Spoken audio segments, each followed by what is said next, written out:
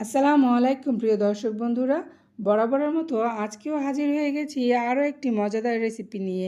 আজকে আমি ফুলকপি দিয়ে পাঙ্গাস মাছ রান্না করে দেখাবো। ফুলকপি কেটে টুকরো করে ধুয়ে পরিষ্কার করে নিব এবং পাঙ্গাস মাছের টুকরোগুলো আমি লবণ ও লেবু দিয়ে ধুয়ে পরিষ্কার করে নিব, তাতে করে গন্ধ আসবে না। এবার ধুয়ে রাখা পাঙ্গাস মাছের টুকরোগুলোর মধ্যে সামান্য পরিমাণ লবণ দিয়ে দেব, সামান্য পরিমাণ মরিচের গুঁড়ো দিয়ে দেব এবং সামান্য পরিমাণ হলুদের গুঁড়ো দিয়ে মাছের টুকরোগুলোকে মেখে নিব ভেজে নেওয়ার জন্য। মশলা আমার মাখা হয়ে গেছে। এখন আমি গ্যাসের চুলায় একটি ফ্রাই প্যান বসিয়ে দেব। গ্যাসটা অন করে আমি সয়াবিন তেল দিয়ে দিচ্ছি মাছ ভাজার জন্য।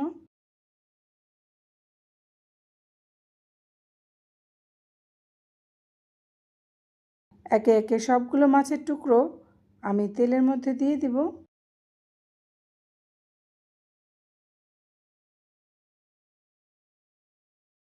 বন্ধুরা, আমি আমার রান্নার চ্যানেলে সব কিছু সহজভাবে উপস্থাপন করার চেষ্টা করি। যারা নতুন রাঁধুনি আছো, আমার রেসিপিগুলো দেখে খুব সহজেই রান্নাটা করে নিতে পারো। মাছের এক পিঠ হয়ে গেছে ভাজা, আমি উল্টে নিয়েছি। এখন পুরো মাছটাই ভাজা হয়ে গেছে, আমি মাছের টুকরোগুলো তুলে নিব।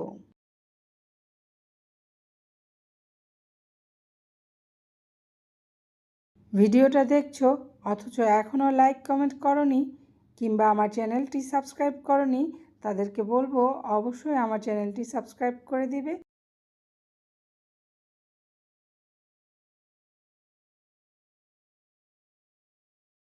মাছের টুকরোগুলো আমার তুলে নেওয়া হয়ে গেছে।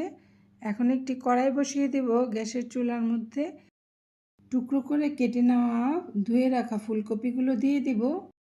এবার আমি পানি দিয়ে দিব।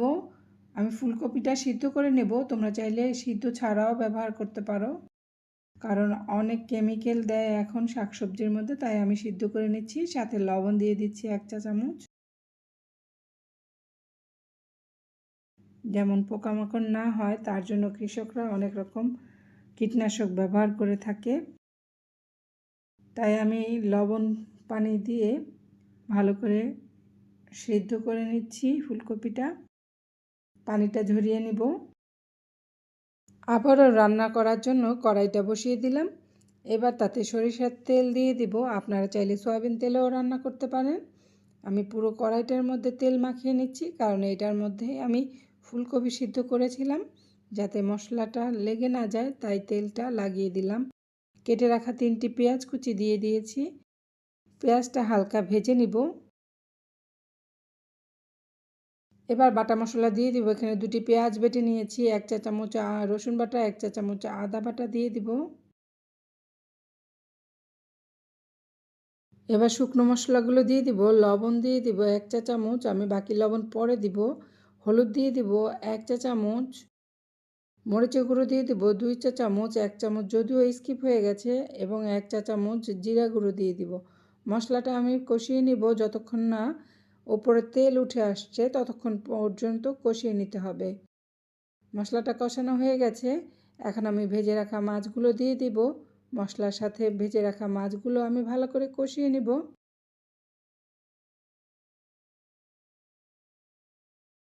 কষানোটা যত ভালো হয় তরকারির টেস্টটা কিন্তু ততটাই ভালো হয়।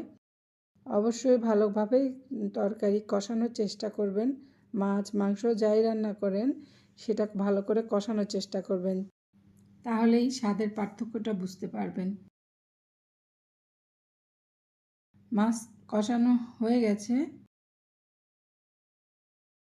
এখন আমি সামান্য পানি দিয়ে আরও ভালোভাবে কষিয়ে নিব, যাতে করে মাছের ভিতর সবগুলো মশলা ঢুকে।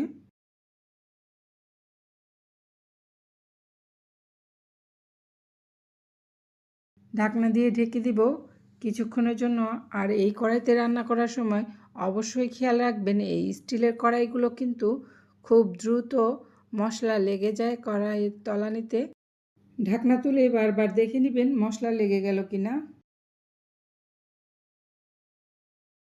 মাছটা আমার কষানো হয়ে গেছে। এখন আমি একটি প্লেটের মধ্যে মাছের টুকরোগুলো তুলে নিব।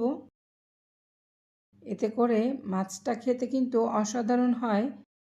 মাছ ভুনা করলে যেরকম স্বাদটা পেতেন, ঠিক একই স্বাদ ফুলকপির সাথে রান্না করলেও মাছের স্বাদটা পাবেন।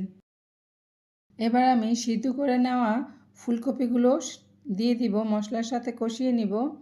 ফুলকপিটা আমি অর্ধেক 50% সিদ্ধ করে নিয়েছি, বাকি 50% এখন সিদ্ধ হয়ে যাবে।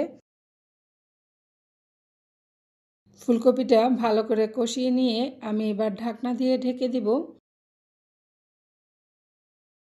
এই অবস্থায় অল্প আগুনে আপনারা কষাবেন, অনেকটা ভাপে সিদ্ধ হয়ে আসবে। অন্য একটি পাত্রে আমি গরম পানি করতে দিয়েছি, সেখান থেকে গরম পানি দিয়ে দিব।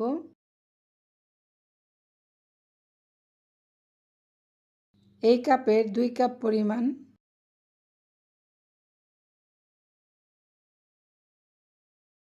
কাঁচামরিচ ফালি দিয়ে দিব 4-5টি। লবণ দিয়ে দিব 1 চা চামচ। যেহেতু আমি মাছের সময় 1 চা চামচ লবণ দিয়ে মাছ কষিয়েছি, তাই এখন আমি লবণটা দিয়ে দিলাম।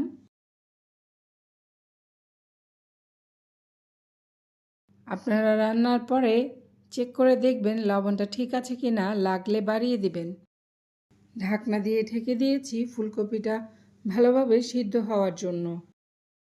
যতক্ষণ না সিদ্ধ হবে ততক্ষণ পর্যন্ত ফুলকপিটা আমরা সিদ্ধ করে নেব। মাঝে মধ্যে ঢাকনা তুলে ফুলকপিটা নেড়ে চেড়ে দিতে হবে, উল্টে পাল্টে, যেন সবগুলো ফুলকপি সমানভাবে সিদ্ধ হয়।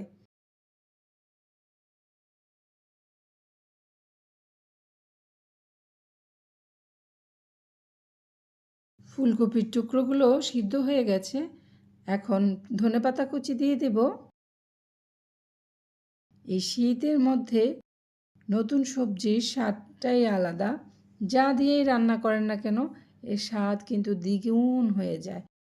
তো অবশ্যই ট্রাই করবেন আমার এই রেসিপিটি।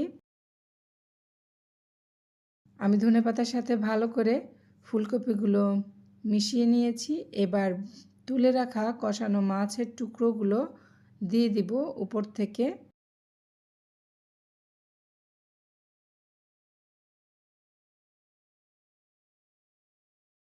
আপনারা চাইলে আলু টমেটোও ব্যবহার করতে পারেন এই তরকারির মধ্যে, তাতে কিন্তু ভালোই লাগবে তরকারিটা খেতে। রান্নাটা আমার হয়ে গেছে, এখন আমি চুলাটা বন্ধ করে দিব। রেসিপিটি আপনাদের ভালো লেগে থাকে তাহলে অবশ্যই ভিডিওটিতে লাইক, কমেন্ট এবং আপনার বন্ধুদের মাঝে ভিডিওটি শেয়ার করে দিবেন। আরও নতুন নতুন রেসিপি দেখতে আমার channel Nilu cooking house subscribe করতে ভুলবেন না।